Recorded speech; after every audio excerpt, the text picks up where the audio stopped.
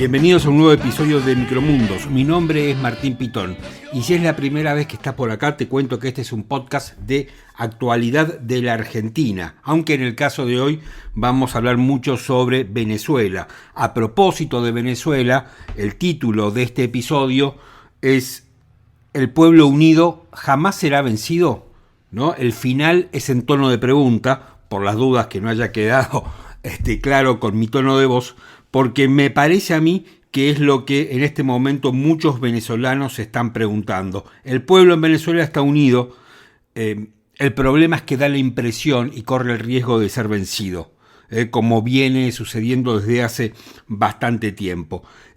Para hablar sobre Venezuela, tenemos una entrevista muy pero muy interesante con Carolina Jiménez Sandoval, que es la presidente de la oficina en Washington de WOLA, que es una ONG encargada de defender los derechos humanos. Ella es venezolana, va mucho a Venezuela y hemos hablado absolutamente de todo lo que está pasando en este momento en Venezuela, a casi una semana de las bochornosas elecciones, donde una vez más ganó Maduro, por supuesto en forma completamente apócrifa, como corresponde al líder chavista. Venezuela es una dictadura. Después voy a hablar sobre eso. Gran parte de todo este episodio va a estar dedicado a Venezuela. Nosotros somos amantes de la libertad, amantes de la libertad de expresión y los derechos humanos, y por eso me parece que no podíamos dejar de aportar nuestro granito de arena a lo que está sucediendo en Venezuela y a defender las ideas de la libertad y de la democracia. Bien, dicho esto, te cuento que si querés podés seguirme en las redes sociales, en ex Twitter, en @martinpitón, Pitón con doble T, y en Instagram en @pitonmartin, al derecho y al revés. Y también, como siempre les pido, si tienen ganas, si pueden ayudarnos a financiar este proyecto que se llama Micromundos, que lo hacemos a pulmón, en forma artesanal, con mucha garra, con mucha pasión y con mucho amor, dándonos o invitándonos con un cafecito. Para nosotros sus donaciones son muy pero muy importantes porque nos ayudan a seguir poniendo nuestro punto de vista, a seguir participando de la conversación. Ahora, las voces de la semana. Primero, Nicolás Maduro Moro, del Gran Polo Patriótico, obtuvo 5.150.092 votos, con un 51.20%. Aquí se han violado todas las normas al punto de que aún no han sido entregadas la mayoría de las actas. Nuestro mensaje de reconciliación y cambio en paz sigue vigente y estamos convencidos de que la gran mayoría de los venezolanos lo aspira igualmente. Nuestra lucha continúa y no descansaremos hasta que la voluntad del pueblo de Venezuela sea respetada. En que Edmundo González Urrutia obtuvo el 70% de los votos de esta elección y Nicolás Maduro el 30% de los votos. Esta es la verdad y es, mis queridos venezolanos, la elección presidencial con el mayor margen de victoria en la historia. Felicitaciones, Edmundo. Felicitaciones, Edmundo. Y digo, soy Nicolás Maduro Moros, cédula de identidad 5892464, y asumo el mandato del pueblo para ser su presidente y llevar nuestro país a la paz y a la prosperidad. Es Leopoldo López, es María Corina, es Edmundo, es Julio Borges, es Vecchio, es Capriles, es Ledesma, es Ramos Aluc, es Ocariz. Andan como unas ratas escondiéndose los que están aquí en Venezuela, pero los vamos a agarrar, Y aquí ya no habrá más perdón, se acabó el perdón. Tras la conspiración, un nuevo perdón, una nueva conspiración. El Libertador terminó eso diciendo clemencia criminal. Se acabó la clemencia criminal. Serán acusados ante las autoridades competentes por los más altos delitos y no habrá beneficio para ninguno de ellos, ni para ninguna de ellas. Y no nos vamos a detener. Y si quieren provocarnos, les voy a decir algo, vamos a caer en la provocación. Pero los vamos a joder. Los vamos a joder. El presidente Milei tiene muy claro lo que hay que hacer. Tiene ideas, les prometo, tiene ideas, tiene convicción y tiene coraje. Pero sigue teniendo pendiente el desafío de construir un equipo. Armar un equipo es más que sumar gente valiosa. La organización es clave en el ejercicio del poder. No puede haber áreas grises. Los roles deben estar claros, debe haber coordinación. El presidente nos ha propuesto una fusión. Y por la relación de afecto que realmente mutuo y respeto, pues la verdad que tengo esa relación con el presidente, con Javier, le expresé que en el siglo XXI, estamos en el siglo XXI, nadie se casa sin antes conocerse y convivir. En realidad se lo dije de una forma un poquito más directa, pero dejémosla. ¿Qué opinás de la nominación del hijo como miembro de la Corte Suprema? Lo mismo que le dije a Javier, que no estaba de acuerdo. ¿No estás de acuerdo? No, parece que es un error. ¿Por qué? Y porque, también lo dije hoy, lo más importante a restablecer en la Argentina, que es la fuerza que dinamiza un país al progreso, es la confianza. Y la macroeconomía estable, sin inflación, sin déficit fiscal, es una pata. Pero la pata más importante es la justicia. Entonces, nominar a alguien que ya genera un debate enorme y cuestionamientos enormes a la Corte, digo, no sé, Javier, no lo entiendo, pero bueno, es una decisión de él. ¿Cómo va a votar el PRO? Yo creo que la mayoría de los senadores del PRO van a votar en contra.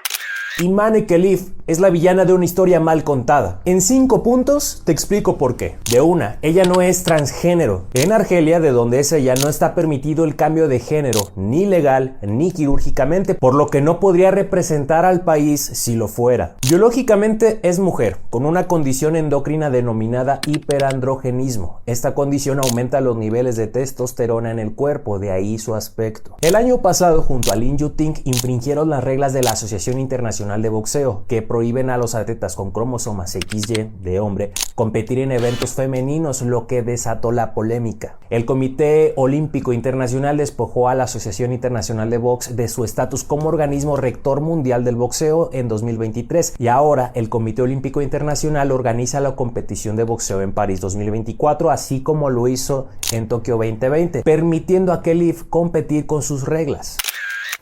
Hay que condicionarlos. Condicionarlos, punto 1, la cantidad de hijos que las personas tengan. Uno no puede darle una AUH por cada hijo. Hasta 2 hijos te damos AUH. Más allá, no. No puede ser que uno esté subsidiando el aumento de la pobreza. No puede ser que, claro, porque si uno a la persona beneficiaria de planes le subsidia cada hijo que tiene, bueno, la persona no va a tener ningún control sobre la natalidad. Y hay que tener una paternidad responsable. Los hijos tienen que ser queridos para que vengan al mundo, porque si vienen al mundo hijos no queridos, esos hijos no queridos no van a recibir el afecto que merecen, van a ser maltratados, probablemente sean violados y estaremos formando en el futuro delincuentes, violadores y asesinos. ¿Pero crees vos que en algunos sectores está la decisión de tener hijos para tener planes? No tengo la menor duda de eso. De eso se puede comprobar además.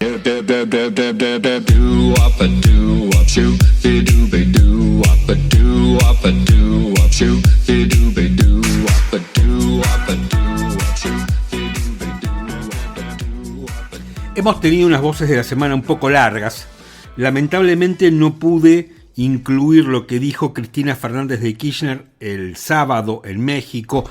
Este episodio se está grabando justamente el día sábado, en momentos en que la expresidente y ex vicepresidente está dando ese discurso en México, donde de una forma, me parece a mí, muy miserable, muy socarrona, se burló de María Corina Machado y que en algún momento tuvo que estar en la clandestinidad por las amenazas de la dictadura de Maduro.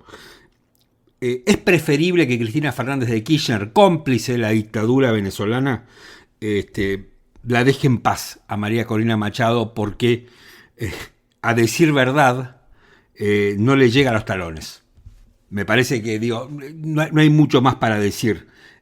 tenemos una mujer que está luchando por la libertad de su país y tenemos otra mujer, la Argentina, que ha destruido este país.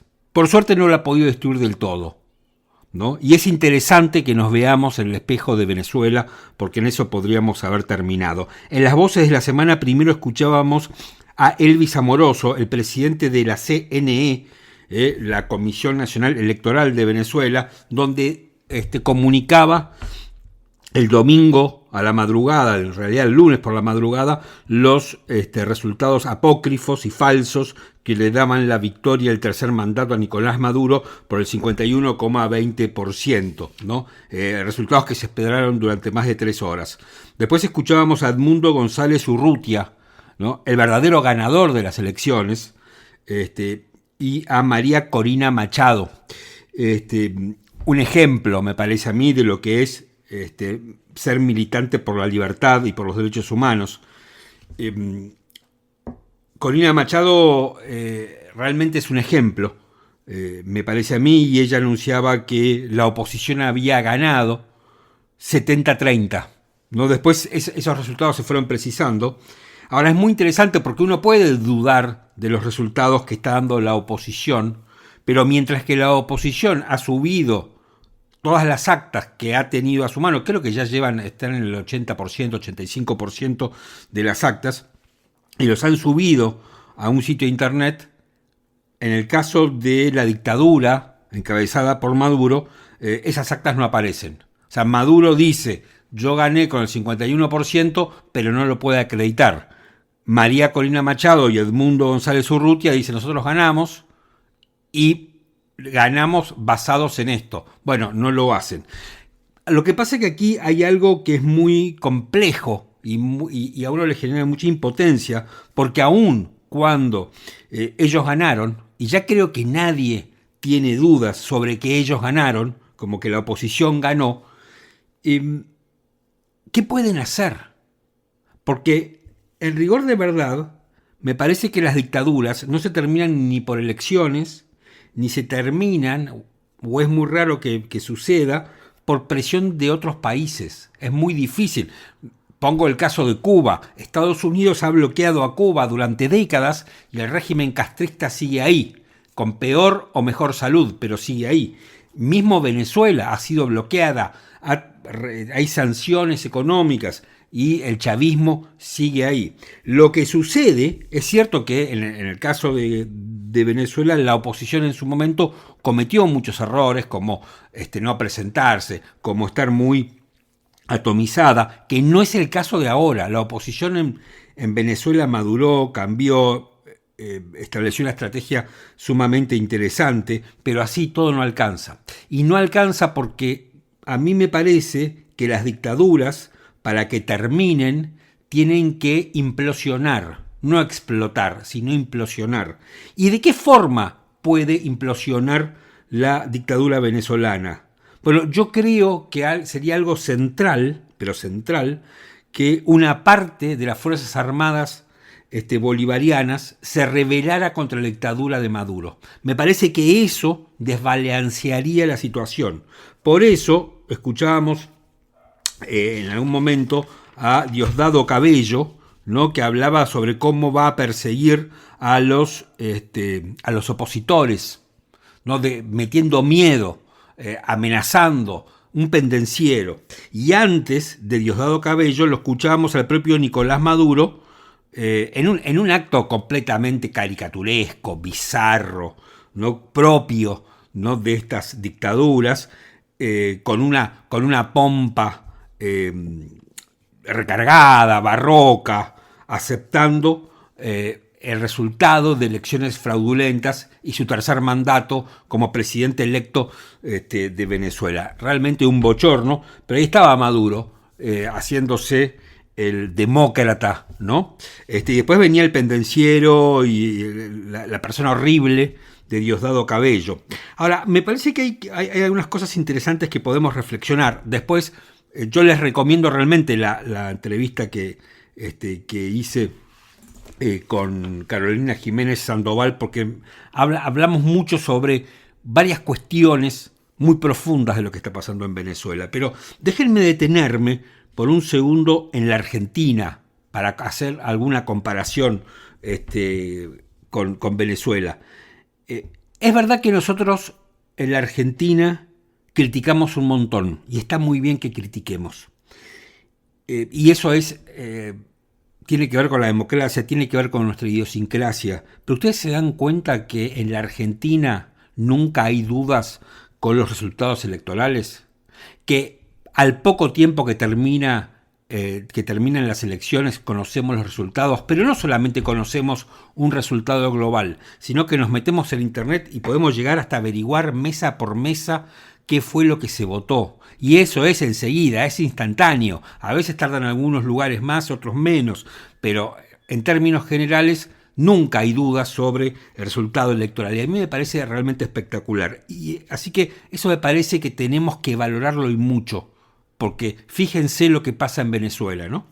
Y después hay otra cosa que a mí me sorprendió muchísimo y que me conmovió. Después me lo explicaron desde el punto de vista del derecho internacional, pero a mí me sorprendió ver izar la bandera brasileña en la embajada argentina en Caracas. A mí me conmovió, ¿no? Y yo puse en un tuit: hablame de países hermanos. Digo, yo sé, después me explicaron, Diego Laje, un colega, un periodista especializado en temas internacionales, me explicó que hay un acuerdo entre la Argentina y Brasil como para proteger las embajadas. Pero más allá de eso, que obviamente está bueno el dato que aporta Diego, pero más allá de eso, más allá de la fría letra de la ley, los los acuerdos internacionales y todo eso, el hecho que Brasil nos esté protegiendo, ¿no? Me parece algo realmente impresionante cuando horas antes, ¿no?, Milei había una vez más denostado al presidente Lula. Bueno, a mí es una foto que me conmovió. Probablemente es ingenuo, pero me pasó eso. Después, digamos, el otro hecho, además de Venezuela, y lo escuchábamos en las voces de la semana, fue la reaparición del expresidente Mauricio Macri haciendo una suerte de relanzamiento del PRO, su agrupación política que está completamente alicaída y casi diría yo, ¿no?, se vende a precio de saldo. Toda la liturgia de lo que vimos del acto de Macri fue muy, muy del PRO. Y ¿vieron esas cosas que envejecen mal? No, una película, por ejemplo, alguien ve una película y dice: esta película envejeció mal. Cuando la vi en aquel momento me encantó, pero esta película envejeció mal. Yo sentí eso con el PRO, mucho globo, mucho amarillo, mucho post-kirchnerismo, ¿no? Post-kirchnerismo del 2015, pasaron 10 años, el PRO evidentemente no se actualizó, cambiaron los tiempos, cambió la política, está Milei que tiene otra forma de hacerla. Ahora, el PRO, a mí me parece que el presidente Macri, con el mayor de los respetos digo esto, ¿no?, porque yo realmente le tengo el respeto a Macri, que hizo un partido político, construyó una alianza, llegó al poder, laburó, fue de abajo para arriba, pero lo escucho a Macri decirle casi en tono paternalista que Milei no tiene equipos, y le explica cómo tienen que funcionar los equipos. Los equipos de Macri no funcionaron. A ver, Macri está vendiendo equipos y personas que no anduvieron. Y yo en este punto, y ustedes saben, aquellos que escuchan este podcast o que me leen en alguna parte, que yo tengo muchas críticas y serias críticas con el gobierno de Milei, pero la verdad es que lo respeto mucho. Lo respeto más como político que como economista, porque Milei, como sea, fue armando sus equipos, ¿no? Y probablemente no los maneje como Macri, pero ya sabemos que como los manejó Macri, los manejó mal. Y los equipos no eran buenos, porque la gestión de Macri y los manejos de Macri nos devolvieron al kirchnerismo, probablemente a la peor versión del kirchnerismo, porque era una franquicia. Entonces, yo diría que me parece que Macri debería obrar con menos soberbia. Porque la soberbia ya es lo que a Macri lo ha complicado. Y de hecho, fíjense que Macri habla tanto de los equipos y de cómo gestionar los equipos, como si él fuera un experto en hacerlo, que los dos dirigentes más importantes de su agrupación, además de él, Patricia Bullrich y Horacio Rodríguez Larreta, estaban ausentes. Patricia Bullrich porque para ella ya terminó el PRO, ya fue absorbido por la Libertad Avanza, y Horacio Rodríguez Larreta porque, digamos, no se sabe qué es lo que está haciendo. Entonces, quedó él, digamos, quedó él que ahora intenta meterse como puede, una vez más, dentro del gobierno. Y muchos libertarios dijeron, y me parece a mí que con razón, que Mauricio Macri está, no sé si está buscando cargos, y puede ser que esté buscando un lugar donde anclar, porque no tiene lugar donde anclar, y porque me parece a mí, la gestión de Jorge Macri en la ciudad de Buenos Aires no está siendo tan buena, y de ahí no puede proyectar el PRO. Así que, digo, Macri pretende meterse en el gobierno de Milei. Milei es vivo, es pícaro, maneja bien el poder, es un líder, y le dice, fusionémonos, le dice Milei a Macri, casi como yendo a Patricia Bullrich, porque más que una fusión podría ser una absorción. Y Milei, viene ensayando algo que ya comenzó antes de ser presidente, antes de las elecciones, cuando le proponía a Mauricio Macri hacer una interna abierta, y Macri no la aceptó. Entonces, y tal vez en ese momento le hubiera convenido a Macri aceptarlo. Así que tal vez Macri deba pensar qué es lo que debería hacer. La verdad es que Macri ha desperfilado su partido. El PRO me parece a mí que queda algo como una expresión minoritaria. Y cada vez que Milei necesite funcionarios, se va a servir, ¿no?, de los funcionarios del PRO como si fuera una especie de supermercado. Va a ir tomando funcionarios como hizo, por ejemplo, no sé, con Sturzenegger y con tantos otros. Después Macri dijo algo con lo cual yo estoy muy de acuerdo, que se refirió a la situación en un reportaje que le dio a Johnny Viale del juez Lijo, ¿no? Y dijo que el PRO va a votar en contra. Pero Macri, además, que acá me parece lo más valioso, más allá que haya anunciado que los senadores del PRO van a votar en contra, que me parece bueno y a uno le da cierta tranquilidad, pero me parece bien el razonamiento que hace Macri, cuando dice, está muy bien bajar la inflación, está muy bien arreglar la macroeconomía, está muy bien dar de reglas de juego claras, pero lo más importante es la justicia. Lo más importante es la justicia, y esto parece haberlo olvidado el propio Javier Milei, y Macri lo tiene claro, y está muy bien, porque yo recuerdo hace unos días, yo tuve la posibilidad de participar en un debate con gente del gobierno, con gente cercana al gobierno, que decía que Milei quiere convertir a la Argentina en Irlanda. Y yo le decía, nunca puede haber Irlanda con el hijo en la corte. Irlanda no tiene el hijo en la corte. Y ahí es donde se termina la discusión. Y entonces lo que dice Macri es un poco esto, ¿no? No podemos ser un país desarrollado, no podemos ser un país serio, no podemos ser un país que brinde verdaderas garantías y seguridad jurídica con el hijo en la corte. Y él habla, me parece ahí que metiéndose en una situación un poco compleja para él mismo, de las dos designaciones que hizo durante su gobierno en la corte, que fue la del juez Rosenkrantz y la del juez santafesino que ahora, Rosati, perdón, se me había ido, del juez Rosati. Bueno, acordémonos que ahí Macri cometió un traspié imperdonable, que fue nombrarlos en comisión. Después finalmente Rosati y Rosenkrantz fueron nombrados como corresponde, y es cierto que nadie los objetó luego como jueces, y hoy son jueces, y son buenos jueces en la corte, están a la altura del cargo. No es el caso del hijo. A mí me cuentan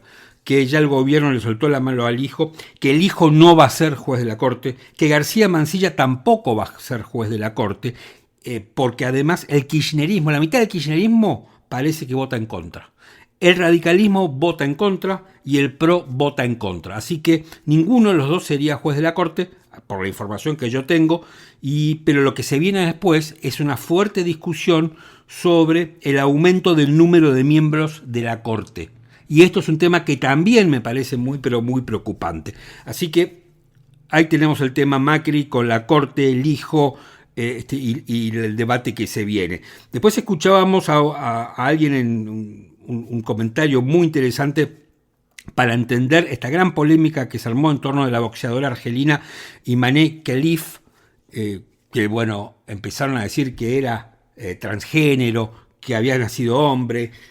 Y aquí hemos visto algo muy miserable por parte del gobierno, por parte incluso del presidente, por aliados del presidente, que me parece a mí que sacaron a relucir en forma obviamente completamente equivocada toda su homofobia, toda su repulsión a los derechos LGBT a raíz de este caso, ¿no?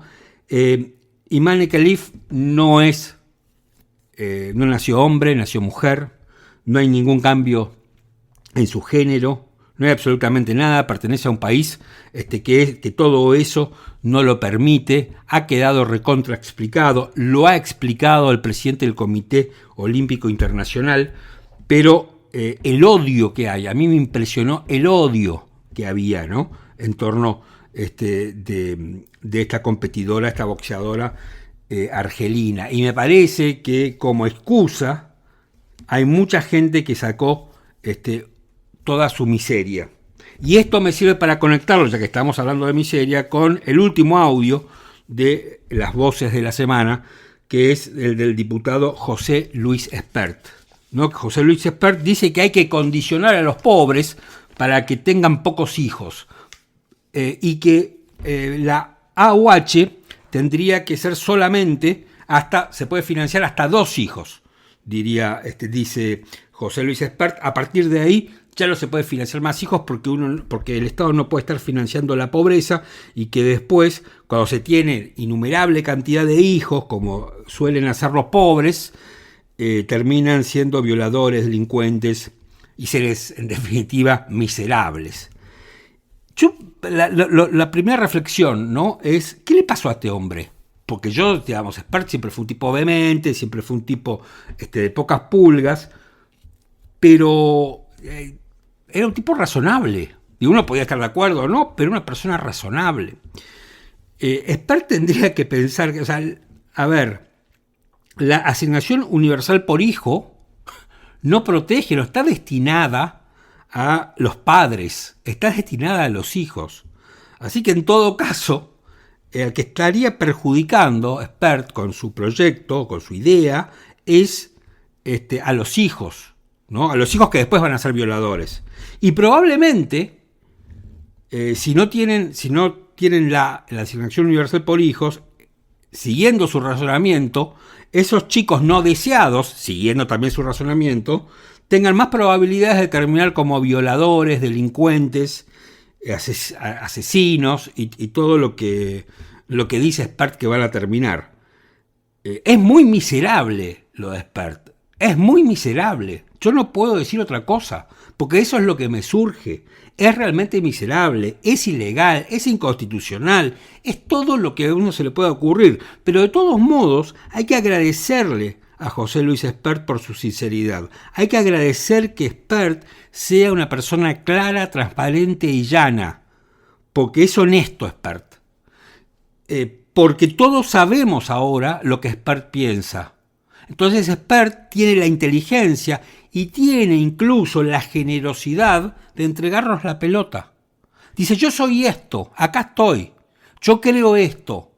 Entonces nos da la pelota y queda en nosotros el día de mañana, si Espert vuelve a ser candidato, de decir votamos a este señor que piensa todo esto o no votamos a este señor. Y ahí la responsabilidad va a ser nuestra, no de Espert. Entonces yo, por un lado, digo, qué miserable su pensamiento, qué feo que un tipo piense esto. Yo pensaba que Espert era una persona más inteligente y más humana. Ahora, al mismo tiempo, le agradezco a Espert por su generosa honestidad intelectual, por todo lo que dice, porque todos sabemos quién es Espert. Si a alguien le quedaba alguna duda, bueno, Espert piensa esto. Espert piensa que hay que limitar la asignación universal por hijo, porque eso es financiar la pobreza. Y él la pone en 2. Y además dice que es comprobable. Y hay otra cosa. Al final el periodista le pregunta, bueno, pero ¿usted cree entonces que hay mujeres que tienen hijos para correr planes? Por supuesto, dice Espert. No, esta es una vieja una vieja creencia de muchas personas, y además dice que esto es fácilmente comprobable. Y yo diría, ¿de dónde? ¿Cómo lo comprueba Spert? Que hay mujeres que dicen, bueno, me voy a embarazar para cobrar un plan, y me voy a embarazar muchas veces para cobrar muchos planes, y de esa forma no voy a trabajar. Pero es un delirio lo que dice. ¿Cómo lo comprueba? A mí me encantaría que Spert nos explicara y nos hiciera, hiciera la comprobación empírica de mujeres embarazándose, ¿no? Adrede para cobrar un plan, como, digamos, que su trabajo sea empollar gente, y que no los tienen los chicos como una especie de materia prima para cobrar subsidios. Un delirio, no puedo decir otra cosa. Bueno, hasta aquí, y perdonen lo largo, ha sido largo, todo esto es largo, hasta aquí mi comentario editorial de esta semana, y ahora vamos con nuestra entrevista que realmente me parece muy interesante.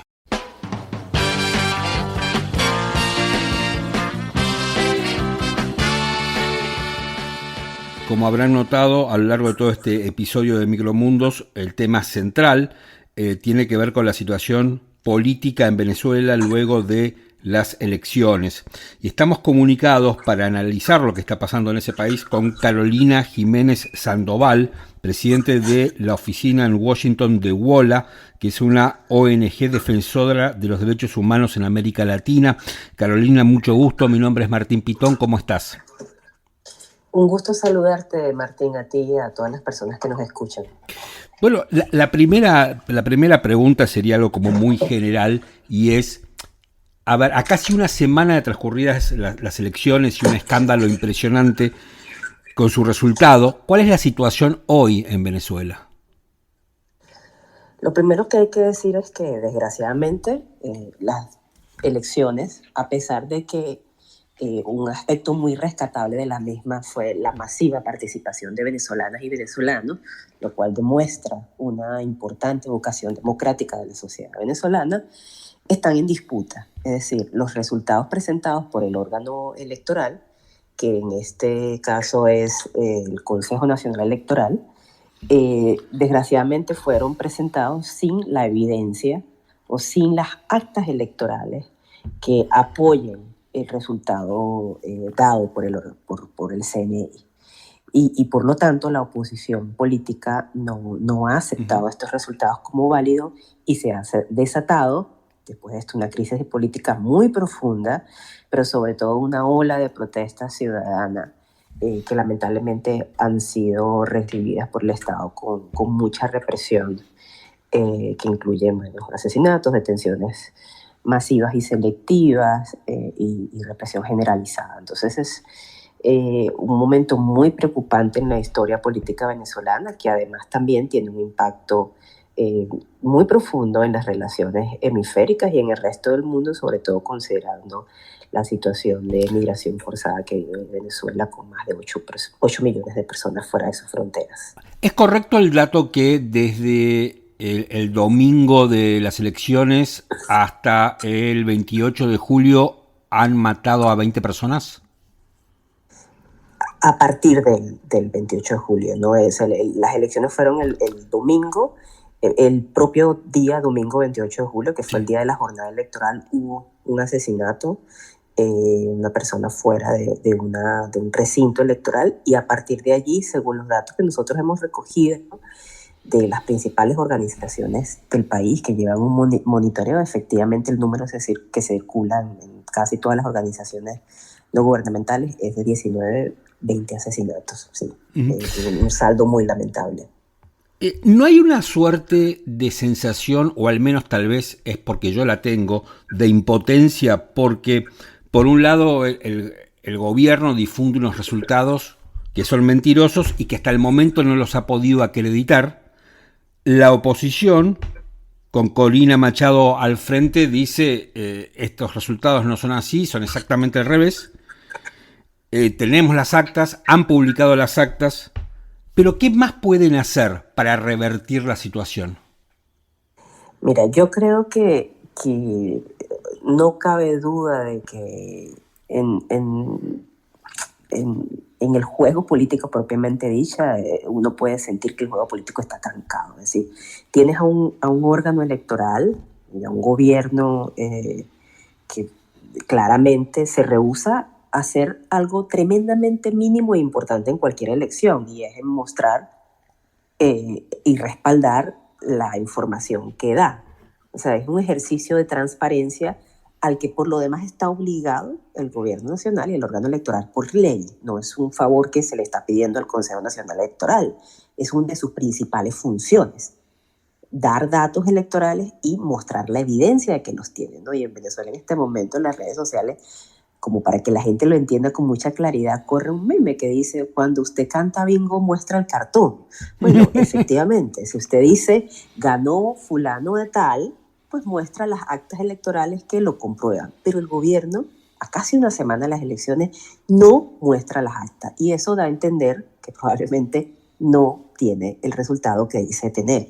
Por otra parte, efectivamente, como tú lo dices, hay un gran sentido de frustración, porque una buena parte de la comunidad internacional está exigiendo la publicación de esos resultados desagregados mesa por mesa, y no logramos, no se logra ni desde la sociedad civil ni desde los principales actores políticos a nivel internacional que el gobierno cumpla y el órgano electoral cumpla con su función. Entonces uno siente que hay un juego político trancado, ¿no? Que el gobierno está aferrado y atrincherado en su posición de mantenerse en el poder, y creo que los próximos días son decisivos, porque sí hay gobiernos en la región que mantienen un canal de comunicación con Nicolás Maduro, ¿no? Principalmente los gobiernos de Colombia y de Brasil, que están pidiendo y tratando de interceder, ¿no? Porque el gobierno ceda. Carolina, perdón que posiciones tan radicales. Perdón que te interrumpa. Vos justo me sacaste de la boca una pregunta que te quería hacer. Yo te vi en una reunión con periodistas venezolanos y se habló de las posturas de México, Colombia y Brasil, y vos fuiste, no los criticaste demasiado, digamos, o no los criticaste directamente. Acá en Argentina se está criticando mucho a la postura de estos tres países, y muchos dicen que en realidad estos tres países no critican más duramente a la dictadura de Maduro porque están negociando, porque ellos pueden ser la llave para una salida de Maduro. ¿Esto es así? ¿Qué hay de esto? ¿O cómo se está viendo la postura de estos tres países? Es una excelente pregunta, porque yo critico la tibieza que ellos tienen en cuanto a condenar la represión, por ejemplo. ¿No? En el comunicado que ellos emitieron, los tres países, México, Colombia y Brasil, piden cautela a los manifestantes, pero no piden al gobierno que cumpla con los estándares de uso de la fuerza, claro, respeto a la libertad de expresión, etc. Y me parece que es una falla grande. Pero más allá de eso, que igualmente es muy importante, es cierto que estos países tienen un diálogo, las cancillerías tienen un diálogo abierto con el gobierno venezolano. Esto es innegable. ¿Y eso qué quiere decir? Bueno, quiere decir que a pesar de ese atrincheramiento que tiene el gobierno venezolano, hay actores con los que todavía está dispuesto a dialogar. Y el presidente Maduro lo dijo en una de sus múltiples ruedas de prensa en los últimos días, que había hablado con el presidente Lula y le había explicado muchas cosas, y que él hablaba con el presidente Petro y le había explicado muchas cosas. O sea, esto no es un secreto, ¿no? Entonces, si tenemos al menos 2 o 3 gobiernos que pueden hablar con el gobierno en el poder en Venezuela, y que además, y esto a mí me parece muy importante, yo entiendo las críticas, pero yo creo que hay que reconocer y saber leer entre líneas. Ninguno de estos gobiernos ha felicitado a Nicolás Maduro por su victoria. Eso lo hizo Cuba, lo hizo Nicaragua, lo hizo Bolivia. Pero el gobierno colombiano, el gobierno mexicano y el gobierno brasileño se han restringido de realizar los saludos protocolares de felicitación a un candidato electo que se hacen en toda elección que no está disputada. Entonces allí hay un mensaje importante que leer, porque el no reconocimiento de esa victoria implica, número 1, que no están dando como creíble los resultados expuestos por la autoridad venezolana, y número 2, que continúa un proceso, creo que bastante activo, de mecanismos diplomáticos y políticos de negociación internacional que no serán cerrados por completo en este momento. Entonces, lo que sí esperamos es que los liderazgos de México, Colombia y Brasil tengan presente ante cualquier proceso de negociación que estén realizando con el gobierno venezolano que el domingo 28 de julio las y los venezolanos se expresaron y que esa voluntad expresada en las urnas tiene que ser respetada. Estamos charlando con Carolina Jiménez Sandoval.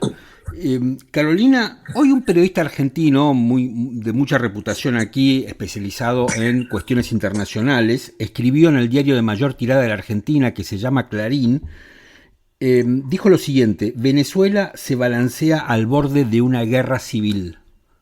¿Qué opinas acerca de esta afirmación? ¿Es correcta o es un poco osada? Mira, para que haya una guerra civil tiene que haber al menos dos bandos parecidos a ejércitos armados, organizados, con jerarquía y estructurados. Yo creo que claramente el ejército venezolano, las Fuerzas Armadas venezolanas, están profundamente armadas y organizadas, son muy jerárquicas, aunque se supone que hay un descontento en su base, ¿no? La cúpula militar está bastante alineada con el gobierno de Maduro, y además de eso, el gobierno venezolano cuenta con la existencia de grupos parapoliciales o paramilitares que también están bastante documentados, que son los llamados colectivos, ¿no? Que son grupos de civiles que funcionan con aquiescencia del Estado y que también ejercen actividades represivas. Pero del lado civil, del lado de las y los venezolanos, es que están luchando en las calles, manifestándose en las redes sociales, haciendo periodismo, haciendo activismo ciudadano, quienes fueron testigos de mesas electorales, quienes están fuera de Venezuela y adentro de Venezuela, los defensores de derechos humanos, los activistas, etc. No considero que haya allí un grupo de gente armada y organizada en estructuras militares que puedan formar, ¿no? Un ejército que lleve al país a una guerra civil. Lo que sí creo que puede suceder es que veamos que la escalada represiva continúa y genere, por supuesto, una resistencia aún mayor del lado de la población, pero también hay que entender que después de 20 muertos y más de 1.000 personas detenidas y de cientos de denuncias de personas desaparecidas, el miedo también se instala en la sociedad, y es completamente comprensible que las venezolanas y los venezolanos se lo piensen dos veces antes de publicar un texto en redes sociales, antes de poner algo en sus estados de WhatsApp, antes de salir a la calle a protestar. Entonces es muy probable que esta represión la verdad tan terrible, ¿no?, tenga un efecto en la cantidad de manifestaciones públicas que veamos en los próximos días. Carolina, hoy podríamos decir que las Fuerzas Armadas están jugando un rol clave en el sostenimiento de la dictadura. Sí, yo creo que yo hablo siempre del alto mando militar, ¿no?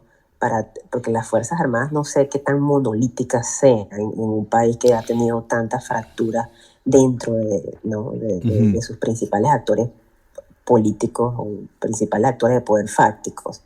La cúpula, el alto mando militar, ha salido a partir del propio día de la jornada electoral del domingo 28 de julio hasta ahora con un mensaje muy claro de lealtad al presidente Maduro.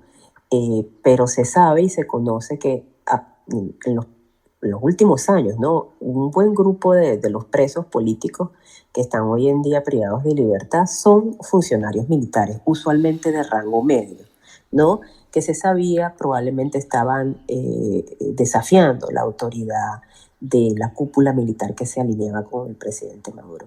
Y yo creo que cuando pensamos y esto es muy importante rescatarlo, Martín, cuando pensamos en los soldados, ¿verdad?, en los cabos, en los rangos bajos que hacen hoy día vida en las Fuerzas Armadas. Estamos hablando muchas veces de jóvenes que vienen de las comunidades pobres de Venezuela y que también han sido víctimas de la emergencia humanitaria, de la restricción de sus derechos políticos, que han visto a sus padres, a sus hermanas, a sus esposas. Ahora, en situaciones muy precarias, porque pues este es un gobierno que no ha sabido para nada manejar la emergencia humanitaria, y que probablemente no estén en acuerdo, ¿no?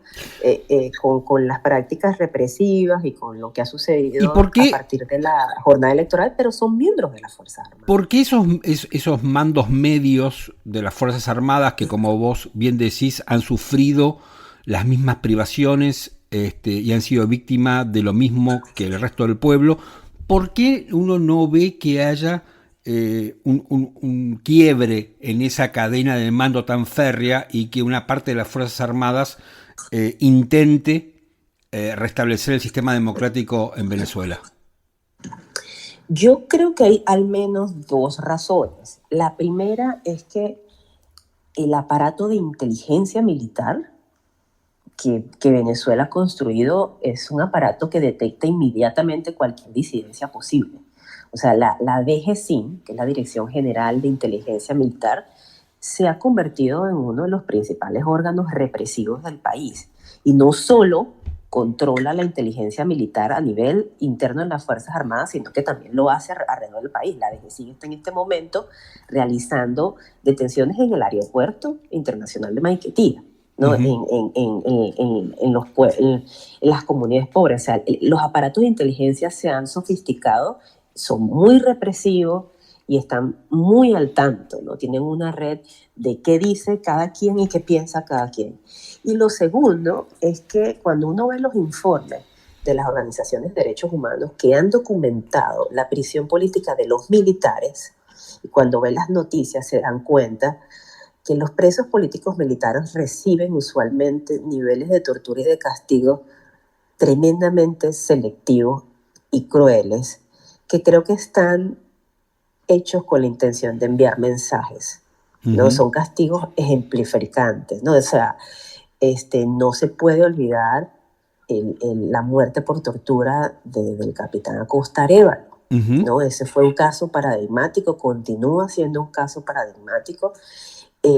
Estamos hablando de un capitán que murió durante su juicio, ¿no? Que llegó en una silla de ruedas al tribunal. El tribunal lo manda a un hospital, pero no llega al hospital, ¿no? O sea, tal era el nivel de tortura que tenía.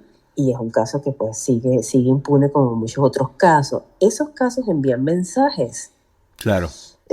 Muy claros, muy contundentes, y creo que es comprensible, ¿no? Que el miedo que se ha instalado en muchísimos cuerpos militares tenga un efecto inhibidor a la hora de tomar cualquier decisión.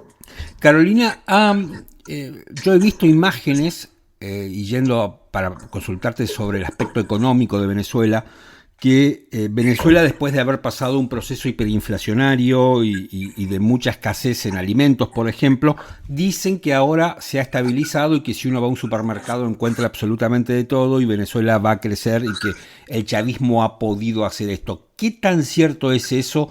¿O se ha estabilizado para un sector social y no para todos?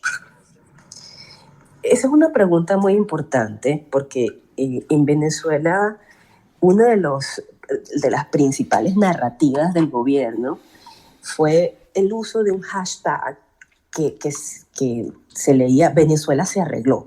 Y esa frase "Venezuela se arregló" se convirtió en una narrativa, ¿no? En donde el país se veía nuevamente como un centro de prosperidad económica. Y yo creo que hay que hacer varias aclaraciones. En primer lugar, el hecho de que no haya escasez no quiere decir que no haya emergencia humanitaria. Creo que es razonable decir que los altos niveles de escasez que vimos en el 2007 como hasta el 2020 efectivamente ya no existen. Tú puedes ir a la farmacia y conseguir muchas medicinas, no todas, pero antes medicinas que no podías encontrar en el país las puedes comprar en las farmacias hoy en día. E igualmente puedes ir a los supermercados y conseguir comida. Ahora, eso no quiere decir que la puedas comprar. Claro. Porque el país no está pasando por un proceso hiperinflacionario, pero sí tiene una de las inflaciones más grandes del mundo, combinado con uno de los salarios mínimos más bajos del mundo. ¿Qué quiere decir eso? Que aunque yo tenga carne y pasta en el mercado, igual la familia venezolana no puede acceder a los alimentos y por lo tanto siguen los índices de inseguridad alimentaria bastante altos, ¿no? Al punto de que el Programa Mundial de Alimentación y muchas otras agencias de Naciones Unidas operan dentro de Venezuela como operan dentro de otros países con graves crisis humanitarias. Y lo segundo es que también hay que decir que el país ha aumentado su producción petrolera, ¿no? A raíz de licencias que se han otorgado a petroleras multinacionales y está vendiendo, ¿no? Hoy en día mayor cantidad de petróleo, lo cual implica obviamente mayor cantidad de ingresos. Pero lo que sí se ha notado en los últimos años es que efectivamente se empezaron a crear burbujas, ¿no? Personas y grupos económicos que sí han mejorado su calidad de vida, pero lo que terminó haciendo esto fue incrementar la desigualdad, que además fue una de esas cosas de las banderas de lucha del chavismo, la lucha contra la desigualdad, ¿no? Claro. Y creo que eso ha aumentado mucho el resentimiento de la población que una vez apoyó decididamente el proyecto político bolivariano y hoy en día resiente que ese proyecto volvió a generar o incluso profundizó situaciones de desigualdad que se veían en el pasado. Carolina, te hago y abusando de tu tiempo, la última pregunta. ¿Ves un escenario en el cual Maduro salga del poder? Aunque sea con un acuerdo, con una amnistía, digo, con lo que sea, pero vos ves la posibilidad esa. Es una pregunta difícil de responder, Martín, porque por un lado creo que la maquinaria diplomática que se está activando para que se pueda conseguir en Venezuela una transición pacífica y democrática no es menor. Yo lo decía hace poco en unas conversaciones que seguir las noticias internacionales hoy en día, el tema Venezuela está tan presente que es difícil mantenerte al día. Biden habla con Lula sobre Venezuela, luego Lula habla con Petro y con AMLO, luego Petro habla con Boric. O sea, es impresionante que los presidentes de todo el hemisferio están dedicados a hablar de Venezuela todos los días, y eso es un indicador muy claro de que hay una maquinaria diplomática moviéndose a toda velocidad. Bueno, la Unión Europea también, ¿no? Y los países, otros países latinoamericanos están involucrados y se pronuncian de manera muy fuerte, etcétera. Y bueno, yo debo reconocer que vi con asombro, pero además agradecida, ¿no? La cooperación que se pudo lograr entre Argentina y Brasil para resguardar a las 6 personas del comando de María Corina Machado que están asiladas en la embajada argentina y que frente a la expulsión de los diplomáticos argentinos ahora tienen la protección de diplomáticos brasileños. Esas son cosas muy únicas que demuestran que hay una comunidad internacional activa en el tema venezolano. Dicho esto, también hay que reconocer que la vocación de permanencia de los autoritarismos se ve muy claramente expresada en lo que está haciendo hoy en día el gobierno de Nicolás Maduro, de quedarse en el poder a toda costa, violando la voluntad de la soberanía popular y de la expresión de millones de venezolanos que se expresaron, y esto hace pensar que a medida que pasan los días, ciertamente se hace más difícil, ¿no? Una transición, pero yo creo, lo que puedo decir es que esto no se ha acabado. Lo que tendría que haberse acabado el 28 de julio, porque era el día de una elección, no se ha acabado. O sea, creo que en los próximos días estaremos viendo nuevos desarrollos políticos y no podemos todavía dar por concluido este proceso. Carolina Jiménez Sandoval, presidente de la oficina en Washington de WOLA, gracias por haberme atendido y por esta charla. Muchas gracias, Martín. Hasta luego.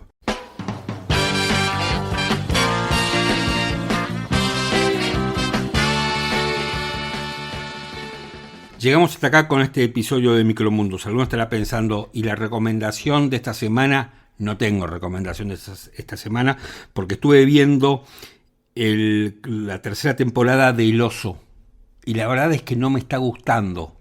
Me molesta que no me guste porque todo lo anterior me ha gustado y esta no me gusta. Por supuesto que es espectacular, pero no me gusta. Vi alguna otra cosa allí, pero no me terminó de convencer como para recomendárselas, así que para recomendar cualquier cosa prefiero que no. Tengo ahí varias cosas en la gatera.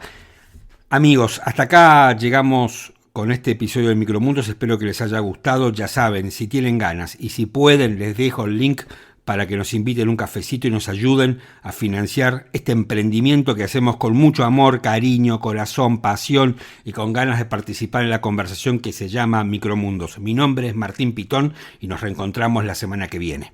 All right.